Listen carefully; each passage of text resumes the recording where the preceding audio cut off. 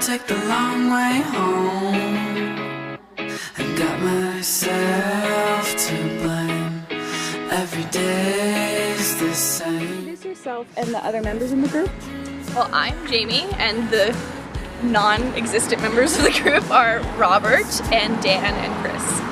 Robert plays guitar and writes the songs with me. Dan's drummer, Chris does bass and keyboards. How long have you all been together and how did you meet? Well, Robert and I have been writing songs together for like 5 years now. We met long ago because I used to date his brother.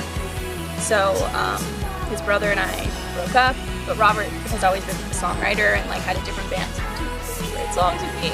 I'm so heartbroken. We have to write songs. And he's like, you're so mean. And eventually he agreed to it, and we were really happy with how it turned out. Once he like finished college and came back to LA from San Francisco, we like started pursuing it more seriously. How did you personally get into music? Well, me, I grew up around music. My dad was in a band, and my mom was like a music lover, and she had a band too, like in the 90s, and she was a singer. And I don't know, it's just something that I always loved, but I loved watching. I didn't really understand that like I could do it at any capacity. I was like, wow, look at that, that's amazing. How does someone write a song like that? How does someone do that? How do you have the courage to perform in front of all these people and all that kind of stuff? And I graduated high school early when I was 16, and I took a class at a community college actually for singing, and I was terrified because I hadn't really ever sung in front of people before. It was maybe for fun a little bit, but it really opened me up to like, wow, this is really powerful and really cool, and I really like it. And from then on, I've been trying to hone and practice and get better and better. So, where did your band name come from? well, Robert and I have a group of friends, like the closest group of friends. Sorry, I'm a little sick. And they're the dream team. That's like what everyone calls. It's like, oh, DT. Like, oh, dude, no, that's DT. We're DT. We're the dream team. And like, we wanted to keep those initials going.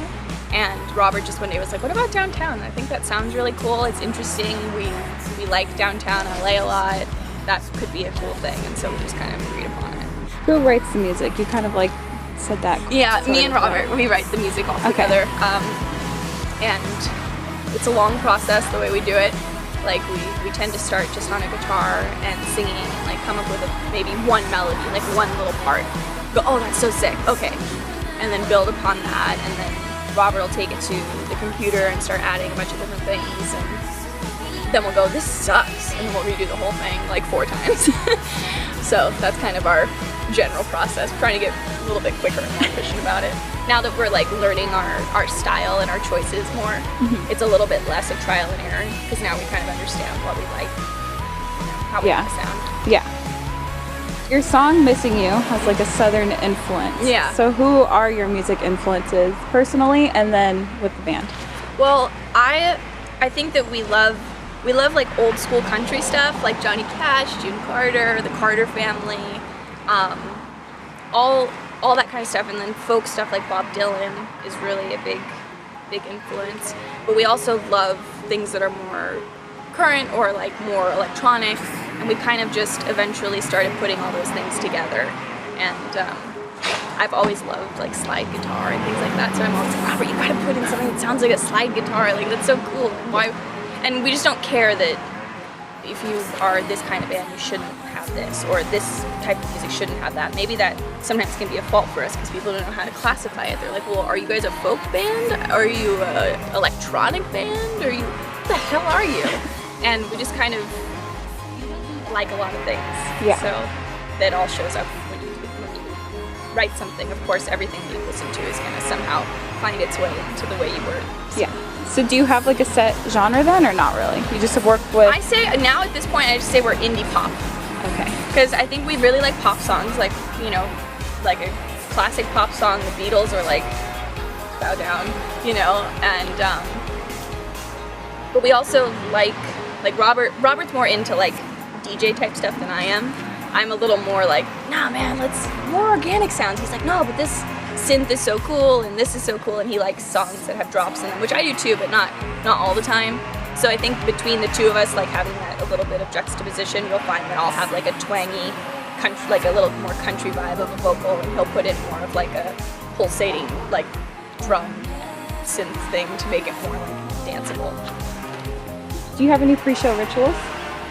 I always warm up, which is really annoying for everyone around me, depending on if we have our own space or if I have to like go in my car and be by myself or whatever, but I always try to sing for like 20 minutes before going on stage, which is really funny when we're all in a dressing room together and I maybe don't have my car, don't have somewhere I can go, and I'm just like, it's like, oh my god, this girl is out of her mind and so annoying, and I totally feel bad about it, but it's like, no man, I have to do it. I gotta feel ready, I gotta feel warmed up. They all, you know, drink beers and do things like that because they're boys. Yeah, they're dudes, they just chill. They're like, we don't need to do this, what are you doing? We're gonna have a drink. You're so annoying. As an artist, what has been your biggest accomplishment so far? Ooh, that's a good one. I love Spotify, and that's how I listen to all my music, and I think having our song Heroin is now at like 4 million plus plays is something that I didn't necessarily expect, especially from our previous EP. It was kind of the one, not to say it didn't fit, but it was definitely the most raw song and the most folk-inspired song as opposed to like, you know, an electronic band. And it's done really well, and it's probably the most personal one too, so it's special to me that I can go and check the numbers and go, wow, that's crazy, that's our most popular song, and that's a lot of plays. To me, that's a huge accomplishment. Other than Spotify, how can people gain more access to your music and your band online? Okay, well, I like to post on Instagram and stuff like that, Downtown Music, so it's just DWNTWN Music. That's the same for Twitter and Facebook, it's /Downtown Music. I try to keep it all the same. SoundCloud's the same, Downtown Music, so that it makes it more simple. Yeah. Okay. What's next for Downtown? Well, we're currently working on a new EP that's been taking a long time because we decided that it was time to work with somebody else that maybe could help us, like a producer, someone who could help us take our songs and like elevate them or bring out the best in them or add things that maybe we don't know about because we're not experts in the studio, stuff like that.